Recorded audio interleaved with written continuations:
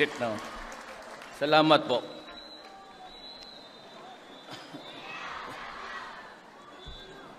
The reason why I am with my family is today is Sunday. I usually stay home. As a matter of fact, I purposely go home to Davao just to be one day with the family, linggo. But, you know, the reason why I said come along is ang asawa ko, hindi niyo alam, lunggo yan from Iloilo. Avansen niya yan sila. That's why sabi ko, come along. Tingnan ninyo yung Panay Island ninyo kung nandyan pa. Maganda pa. At Secretary Leonor Briones, meron tayong secretary dito, a very low-key person. He does not want even people to mind him. As a matter of fact, it would be better for him if he's not... well, for one thing, I said, you have to come home. Maybe we have time to talk to the officials kung may panahon pa, and let's see what we can do. Si Secretary Mark Villar, and the other members of the cabinet. The other members of the cabinet is really Secretary Roy Simato. Matagal ng taga-Davao yan. Ewan ko kung bakit nandito siya ngayon. Saan ba ang bahay mo? Doon sa Davao? Roy Simato is an Ilocano. Many years ago, he was assigned as in a division sa Davao. Doon kami nagkilala. And if the things would not go well, he's a candidate for another cabinet na siya ngayon eh. But this time I transfer him to a more busier job. So kaya ako sabi niya na nandito pala yung misis niya. Governor Rodora Cadyao and local chief executives of the province of Antique, Member Representative Paulo Javier and other members of the House of Representatives, Chairman Philippine Sports Commission William Ramirez and other commissioners present, Secretary General Assistant Tunisito Umali, and the dedicated and hardworking officials and staff of Palarong Pambansa, Most Reverend Bishop Jose Romeo Lazo, and members of the faithful, Ms. Elma Moros Posadas, and aspiring young athletes of the 2017 Palarong Pambansa, fellow workers in government, distinguished guests, ang mga minahal kong kababayan. You know, I was looking at yung replica ng Philippine Eagle. If you take about 1/3 of the entire dimension of the size, ulo, pakpak, paa, then that is the Philippine Eagle, you will see in Davao City when you go to the Eagle Reservation. There are about 19 left, and we're really trying to preserve the habitat. You know, they mate in the air. Doon yan sila sa taas loving para magkaroon ng anak. The problem is we do not have the forest anymore. Civilization has crept in all corners of Mindanao, and sadly, there are places which are not really conducive to wildlife, or there is none at all because of the violence there that still going on. Alam mo, pagka binasa ko itong speech ko, 2 pages, so I can do it in a minute and a half, and we say goodbyes. So sandali lang ako, but there are things which I have to convey to you, to impart sa inyong mga bata, to which this moment belongs to you. Inyo to eh. Meron na akong gustong sabihin, short, but one is that you must be by now, must have the sense of responsibility. And while we are spending, kayo ang pinakamalaki. This time, education gets the lion's share sa pera, sa distribution. Next is agriculture, then health. Malaki talaga ang investment ko dito sa inyo kasi ganito yan eh. Kayo yung tatay pati nanay bukas. Yang bukas na yan is just a few sunrise and sunsets. And it's just around the corner. It's just in the wing. Pagkatapos kayo na. So we're trying to build competitiveness, fairness, values, and the sense of goodwill sa inyong mga bata. To know, to get each other, make friends from other provinces, Ilonggo, Cebuano, Waray, and the spirit of building your muscles, stamina, and physical being. That's one. Kaya kami gumagastos ng malaki. Yun ang target namin. In the cabinet meeting, it was really agreed unanimously na kayo yung pinakamalaki ang bibigyan. Then it's agriculture because it's food and in the health and so on and so forth. Na ngayon, meron na kayo niyan. Sense of discipline. Discipline itong mga laro. You have to build something. It's not all physical. It's also mental and the desire to win. Kailangan ko yan na ipasa sa inyo bago ako mamatay. Sabi nga yung kanta na yan, tatanda at lilipas din ako. It is my sacred duty to transfer to you the values to which we hold very, very dear to us. Ngayon, ang Pilipinas hindi masyado mayaman. We are not struggling, but we are making strides, big ones. As a matter of fact, all financial quarters would tell you that we are the fastest rising ngayon. And we may still be able to hit the 6.8 growth economic rate. So, yan na lang ang habol natin. But sinasabi ko sa lahat, at lahat na from my office down, if we can stop graft and corruption at wala talagang nakawan at yung pera na ibigay sa departamento dadating talaga doon sa baba at gastusin para for purpose of which it was appropriated, okay na tayo. O wala lang korupsyon, okay na tayo. And what is the reason why, kung bakit noon hirap na hirap tayo kasi nawawala yung pera. So I'm very, very strict. I am not the most righteous person in this planet. But because I was elected by your sacred vote, and my covenant with the people is that, I just mentioned a few.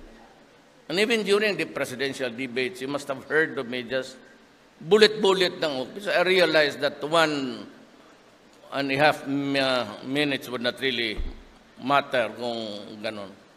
Sinabi ko lang, I will stop graft and corruption. I am on my way forward. I have fired several officials. Hindi ko na lang pinablis ang pangalan and even the dismissal. Kasi yung iba, tinignan ko yung mga records, may mga anak na doktor, may mga anak na sa Manila Medical. Sa ayaw kong hiyain. And even a cabinet member and a close friend of another agency who was with me since 1988 when I started as mayor. I've been mayor for 23 years. Ayaw kong gawin yan sa mga kaibigan. But you know, I said, sa lahat na taga-gobyerno dito, huwag kayong magkamali diyan. Talagang uupakan ko kayo. I'm not joking. If I can fire friends, lalo na hindi ko kilala, and goes down with the local governments, pati barangay, corruption must stop or we will never rise as a nation. Ilang taon na, without being specific about the period, ganon talaga, and it is always justified. And there's always the threat of prosecution, pero hanggang dyan lang. Hanggang dyan lang, tapos kakalimutan. Pagka ganon, bakit hintayin pa kita? Dyan na mismo. I can maybe forgive you, sabihin mo, Mayor, na demanda ako dahil dalawa ang asawa ko, okay lang yan. Bata. Pero wag mong kunin yung panggastos mo sa dalawang pamilya sa gobyerno, ha? Hanap pa ng ibang negosyo.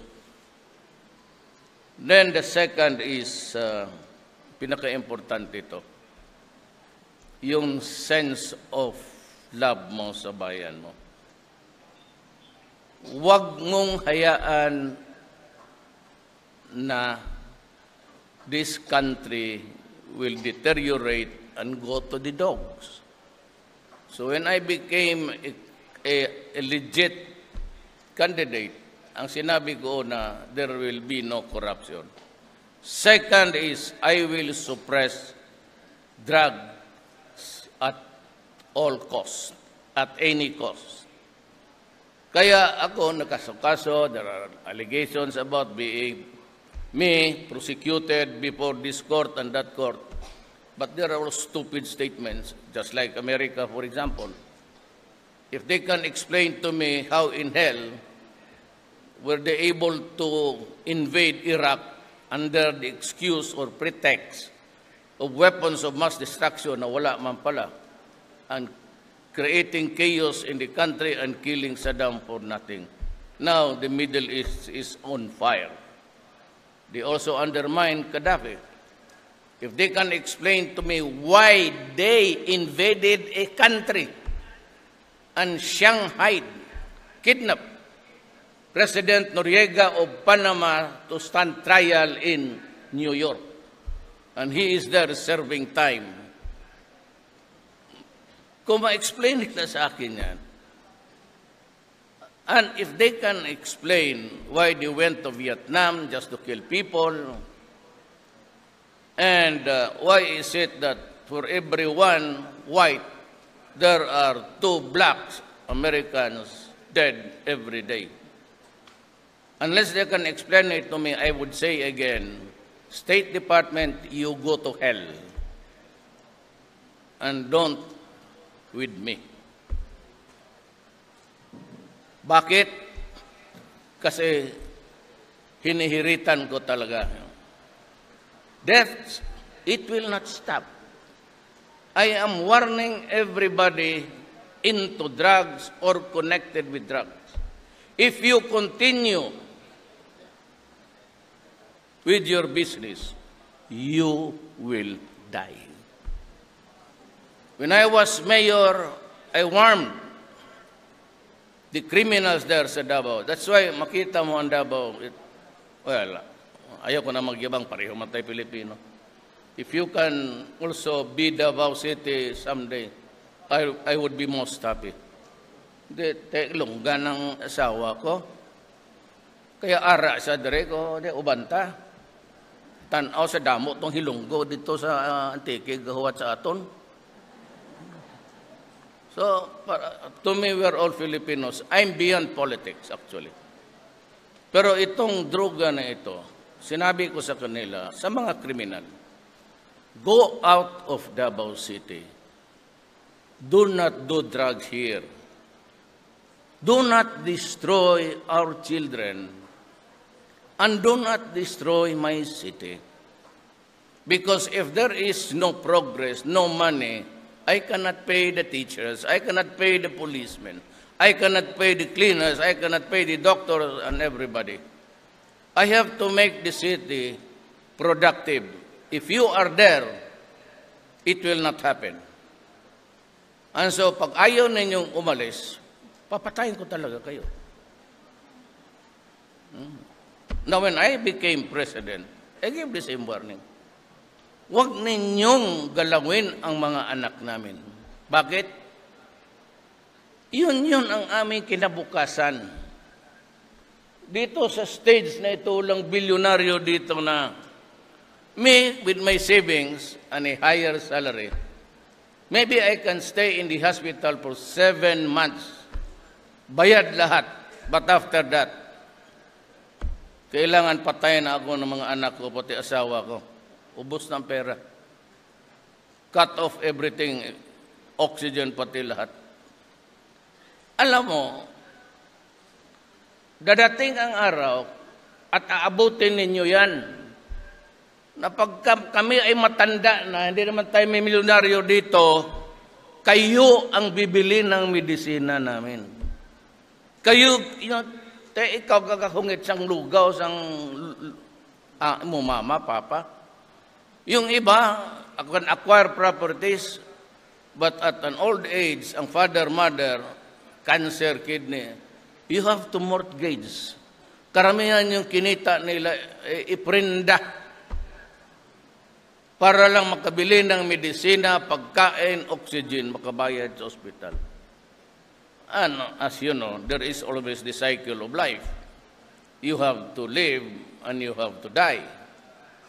And it's always a reduced income and you impose hardships on the family. And then, there are 4 million contaminated now. Sabi ng sila mga Amerikano, mga forensics nila, constant use of shabu for 6 months to 1 year would shrink the brain of a person. If the brain is shrunk, you are insane. Anuhin ko itong 4 million? How many of them I really do not know? I do not have the accurate count.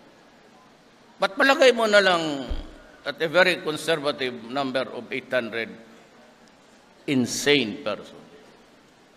Anong gawin ko dyan sa kanila? What will I do with them? Inutil na eh. Ang masakit dyan ganito. If they, may abogado dito marami. If they commit a crime under the influence of drugs, at during the time when, at the stage when the brain is already shrunk, he does not commit any crime. Kasi pagdating mo sa korte, sabihin niya, Your Honor, may we have a preliminary hearing on the sanity or insanity of my client to determine whether or not he can stand trial. And he understands or will be able to. Pag sinabi ng doktor, tapos iba ang sagot, wala, ako, pasyal, gano'n. So what's your name? Wala, ikaw, kapatid ko, ikaw. So he cannot stand trial. Ngayon, paski na sane siya, pagdating ng panahon, pagpahuli sa kanya, insane na. Sira na rin ang utak.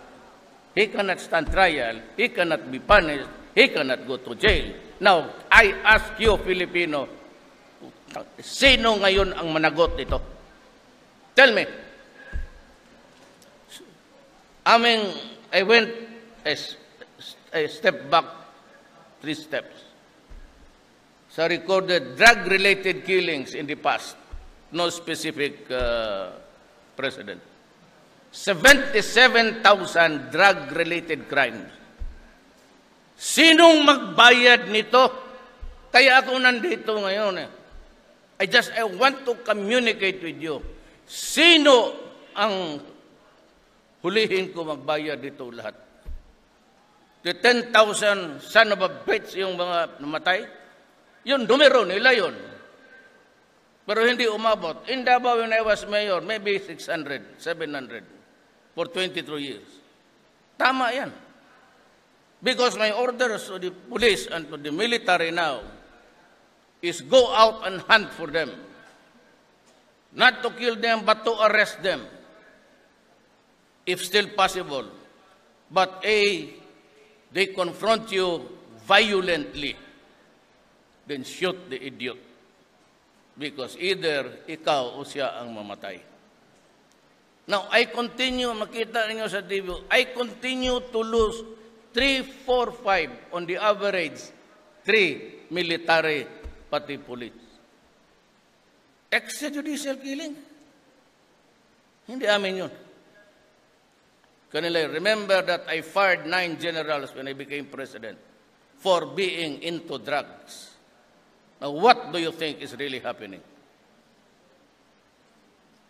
Hindi kung, barili na namin kaagad. Bakit ako Why do you have to lose a policeman or a military man? Kalaki ko ng gastos mag-training yan para ipapatay ko lang. So those people who keep on harping, either they cannot accept defeat, or they just want really something to talk about. But I'm beyond that. I cannot be re-elected anymore. Ang akin, may problema ako. Droga, terrorism. It's raging in Mindanao. Yung mga traditional in PA, MIMN, we are talking. We're starting to talk with the NPAs. Kaya nagalit lang kasi ako, kasi even before the termination of the ceasefire, pinagbabaril na nila ang mga military ko, pati police. But we are restarting because, we cannot fight forever. I told them. Kayo mga NPA nakikinig, we have been fighting for 50 years.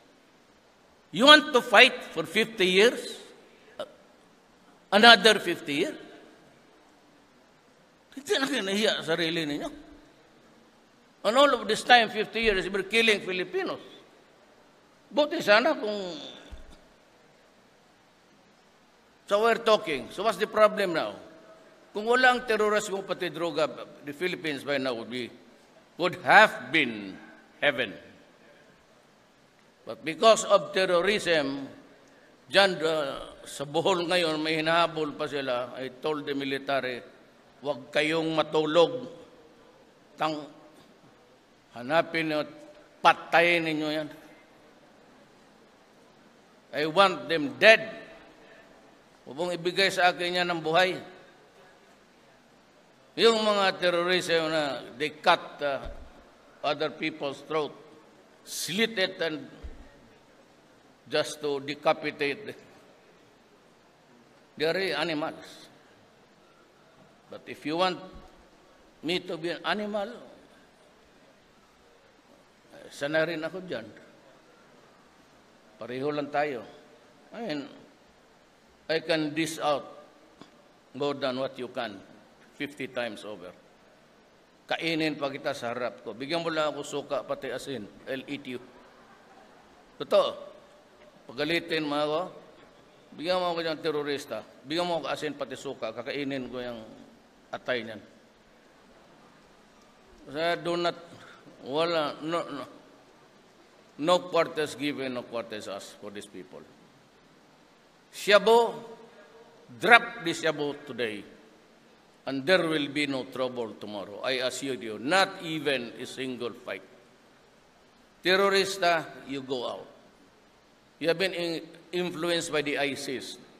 That's the mother of all terroristic organizations, the ISIS. Ayaw ninyong hantuan. Di sige. Maybe you can blow up my place, place a grenade there. Ang ayaw ko, kasi minsan sa Zamboanga National High School, nilagyan nila ng IED, explosives. Tapos sa Marawi University, nilagyan nila ng granada. Sabi ko, do not force my hand into it. Ako taga Cebu ang tatay ko. But my mother is a half Maranao because my lola is Maranao. Ang lolo ko Chinese. But my father is from Danao City, Cebu. So I know Mindanao with the fingers of my hand. Do not force my hand into it. Kasi pag nag-martial law ako sa Mindanao, tatapusin ko ang lahat ng problema. Whether it is really terrorism or a boundary sa lupa o away ng pamilya, tatapusin ko yan. Lahat na. Wala na akong iiwanan ng problema dyan. Even the slightest paputokan ng dynamita dyan sa dagat. Pag ako ang nagmarasalo, sabihin ko sa Navy, pasabugin mo ang bangka pati ang tao. Kaya kayong mga terorista sa Mindanao, I'm warning you. I hate it. I do not want it. But I said, do not force me to do it because it will be a very sad day for all of us. Hindi lang yung terrorism tapusin ko. Lahat na. Pati ugali namin, kasali na ako.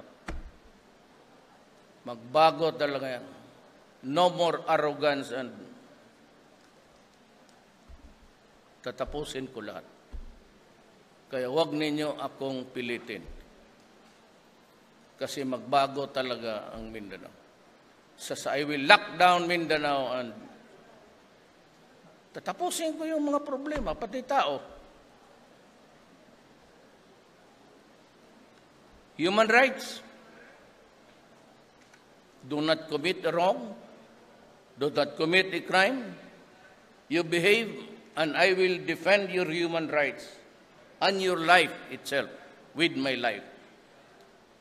Pero bababuhin mo ang Pilipino, tang-ina. Hindi ko matanggap yan. Hindi sila ako, hindi ko mapaton sa behavior na, you know, Mindanao, a third of Mindanao's population, puro Ilonggo. Yung asawa ko. So, kailangan ako pumunta dito to speak about goodwill. Then, last note with you, you have to go back to ROTC, the Reserve Officers Training Corps. Kasi yung mga ROTC, yun yung may training, going reserve officers nga eh. Because if there is really violence, anarchy, ang makaalam niyan, ang marunong mag-handle ng M16, M14 o mortar, yung mga ROTC, yun yan silang mag-guide sa mga civilian na walang alam. I just do not know what was the rationale o rationale ng utak ng mga, at there was this hazing incident in USD that resulted in the death of about 1 or 2. Tapos, I think it was Congress scrapped entirely the ROTC. Diyos ko po, that was really a very short-sighted.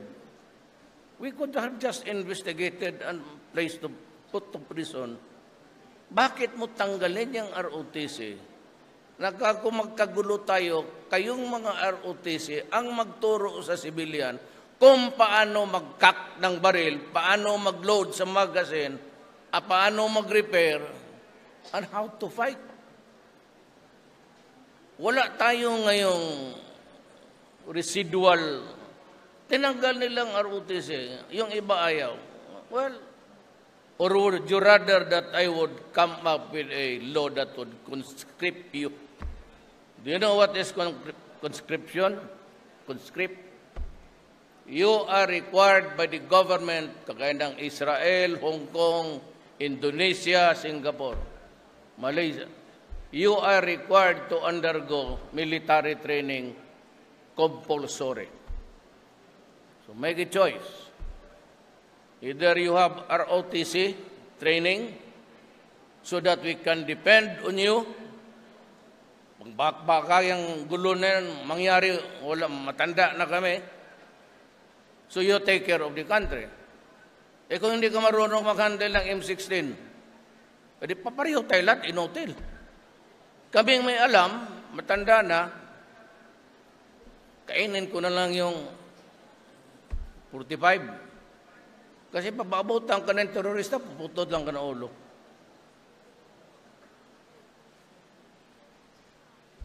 So, yung sabi ko, I'm here to announce it that I'm working on a law that would restore the Reserve Officers Training Corps.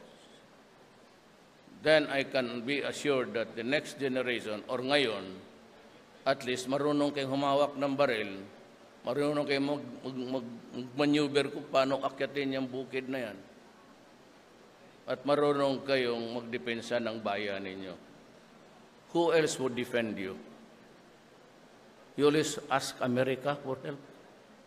They will not die for you. Kayo ang mapakamatay sa bayan natin. That is a message from a father to the nation. Kayo ang magsakripisyo.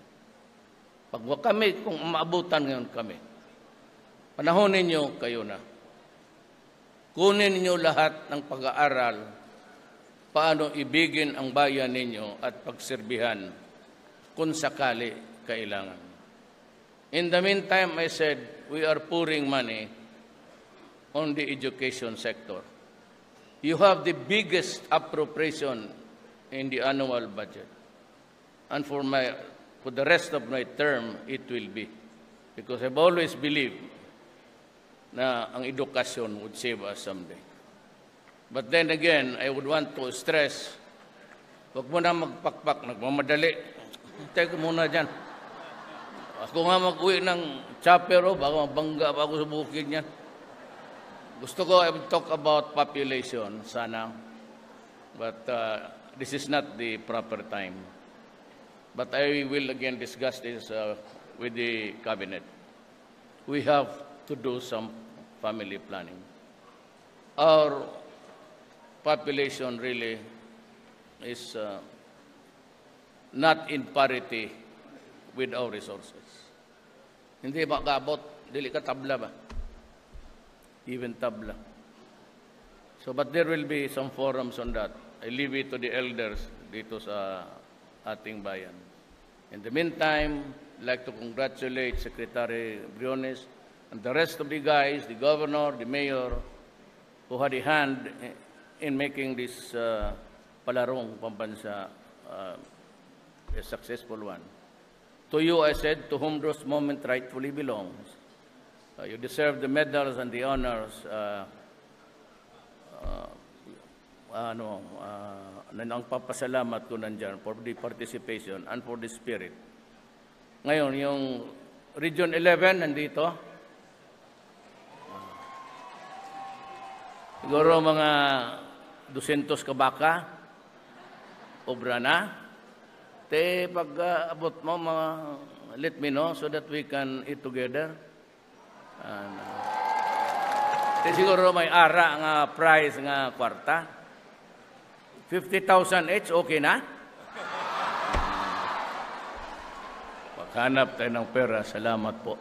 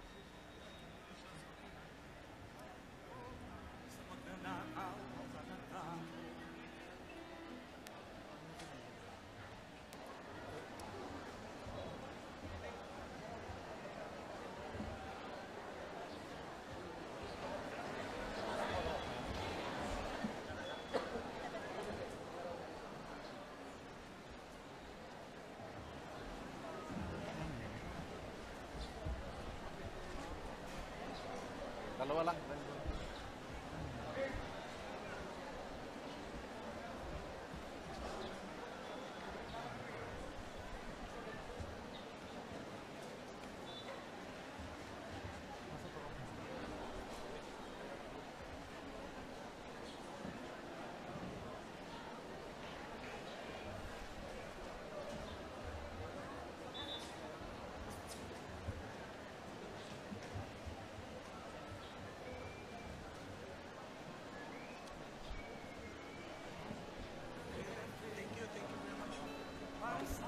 So thank you very much, Mr. President. We are greatly honored by your presence. We, the people of Antique and the whole Palarong contingent, would like to thank you and express our gratitude to you from the bottom of our hearts for being with us in this glorious event today. So we are now having the photo opportunity with him on stage. We started with the esteemed officials who are already with him, and now we'd like to call on stage the executive committee officials of the DepEd and the 2017 Palarong Pambansa. This is the second photo opportunity this afternoon, and we only have 2 photo opportunities with the President because he has to leave in a while.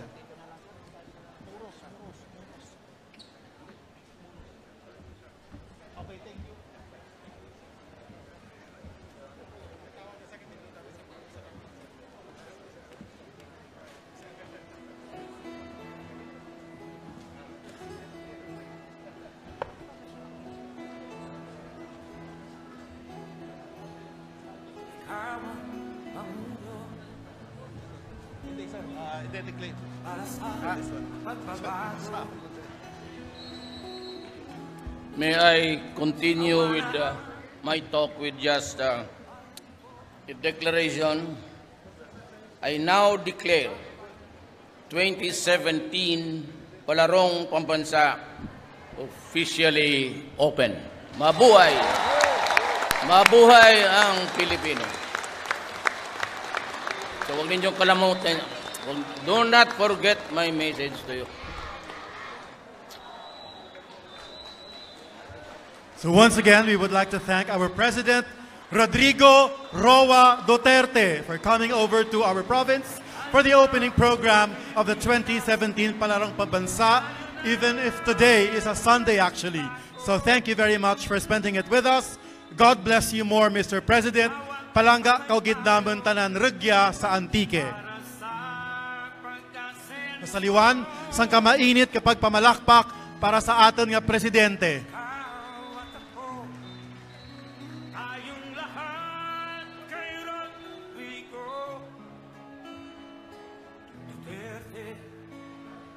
Para sa tunay na pagbabago.